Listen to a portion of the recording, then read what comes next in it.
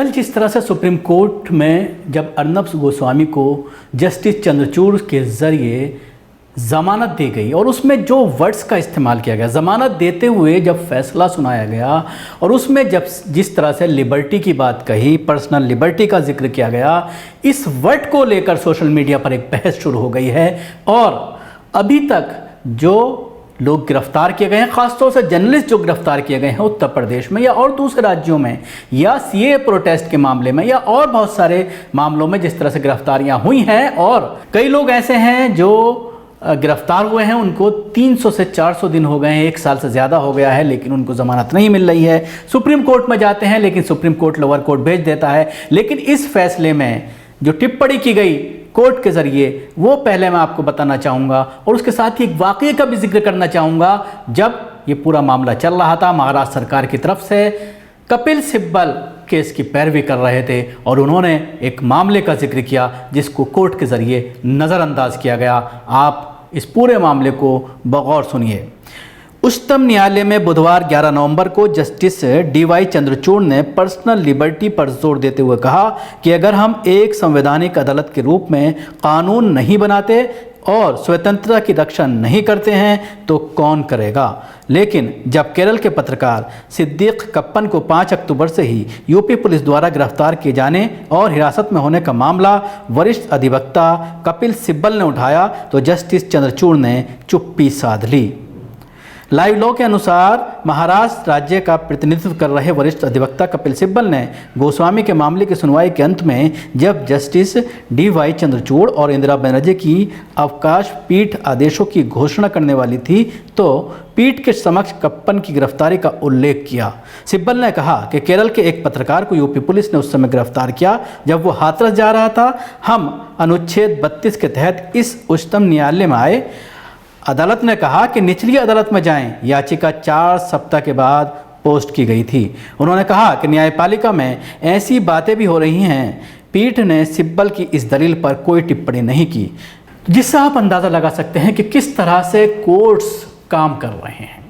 एक मामले में जब वो कोर्ट पहुंचता है, अगले ही दिन उसकी लिस्टिंग हो जाती है उस केस की और उसके बाद कोर्ट ये फैसला करती है और पर्सनल लिबर्टी की बात करती है, आज़ादी की बात करती है। लेकिन दूसरे केस का जब जिक्र किया जाता है कि हम इस केस को लेकर के कोर्ट के समक्ष आए थे और कोर्ट ने 4 हफ्ते बाद उस केस की लिस्टिंग की थी सुप्रीम कोर्ट में, और उसके बाद हमसे ये कहा गया था कि आप लोअर कोर्ट में जाएं। लेकिन इस मामले में जब अर्नब गोस्वामी लोअर कोर्ट के बजाय हाई कोर्ट पहुंचता है, मुंबई हाई कोर्ट, और मुंबई हाई कोर्ट ये कहता है कि आपको लोअर कोर्ट जाना चाहिए, तो उसके बाद अगले दिन वो सुप्रीम कोर्ट में अपने वकीलों के जरिए याचिका दाखिल करता है और अगले ही दिन इस केस की लिस्टिंग होती है और फैसला आ जाता है। और फैसले में जिस तरह से ये कहा गया है, पुलिस अधिकारियों को यह हुक्म दिया गया है कि बिना कुछ किए हुए, देरी किए हुए तुरंत रिहा किया जाए।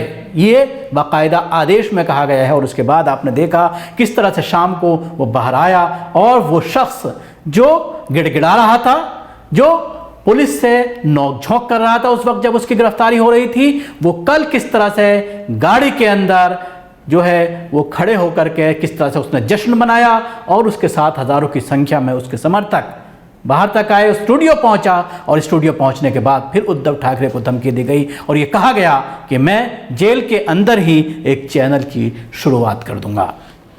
इस पूरे मामले को लेकर सिर्फ कपिल सिब्बल का मामला नहीं है, बल्कि बार एसोसिएशन के अध्यक्ष ने भी इस पूरे मामले को उठाया है और इसकी शिकायत की है। बाकायदा लिखित एक पत्र दिया गया है और उन्होंने ये कहा है कि कोर्ट के ऊपर इस तरह के सवालात खड़े हो रहे हैं जब इस तरह की हरकतें कोर्ट के जरिए हो रही हैं। क्या कहा उन्होंने, ये भी आप सुनिए। इस बीच सुप्रीम कोर्ट बार एसोसिएशन के अध्यक्ष दुष्यंत दवे ने रजिस्ट्रार जनरल को पत्र लिखकर अर्नब की याचिका दाखिल होने के अगले ही दिन अवकाश पीठ के सामने सुनवाई के लिए सूचीबद्ध करने पर सवाल उठाया है और कहा है कि यह अदालत की गरिमा का सवाल है।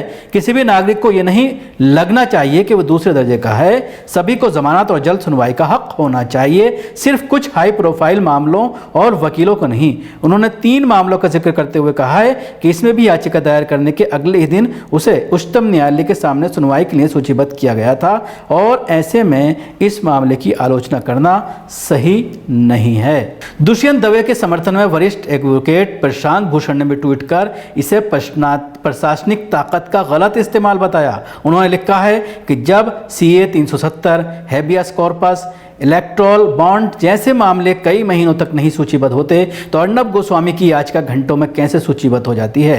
क्या वो सुपर डिजिटल हैं? दूसरी ओर दुष्यंत दवे ने कहा है कि जमानत और सुनवाई का हक ऐसे सैकड़ों लोगों को नहीं दिया जा रहा है जो सत्ता के करीब नहीं हैं, गरीब हैं, कम रसूख वाले हैं या जो अलग अलग आंदोलनों के जरिए लोगों की आवाज़ उठा रहे हैं, चाहे ये उनके लिए ज़िंदगी और मौत का सवाल हो। तो जिस तरह से ये सवालात खड़े किए जा रहे हैं, और इसके अलावा मैं कुछ आपको ट्वीट दिखाना चाहूँगा। कल जब ये पूरा ज़मानत का मामला आया तो उसके बाद ट्विटर पर कई चीज़ें ऐसी सामने आई जो सवाल खड़े होने लगे। एक ट्वीट किया गया जिसमें बताया गया कि कितने दिन से कौन कोर्ट के अंदर है, ख़ास तौर से जिक्र किया गया कुछ पत्रकारों का। सुधा भारद्वाज 807 दिन से जेल के अंदर हैं, कोई सुनवाई नहीं हो रही, जमानत याचिका मंजूर नहीं हो रही। 286 दिन से शर्जील इमाम जेल में बंद हैं, 223 दिन से मेराज हैदर, 255 दिन से इशरत जहां और खालिद सैफ़ी, और 178 दिन से आसिफ तन्हा जो जामिया स्टूडेंट एसोसिएशन का जो अध्यक्ष है।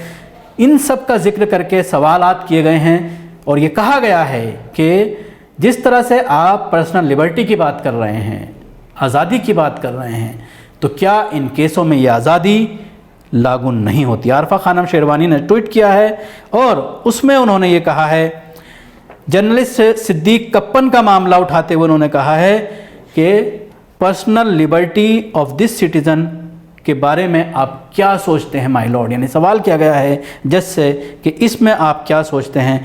कुणाल कर्मा हैं, एक बड़े कॉमेडियन हैं, उन्होंने भी ट्वीट किया है और उन्होंने इस पूरे मामले में कहा है, as the vacation bench comprising justice DY Chandrachud and Indira Banerjee was about to wind up the argument before the pronouncement of order Sibal submitted.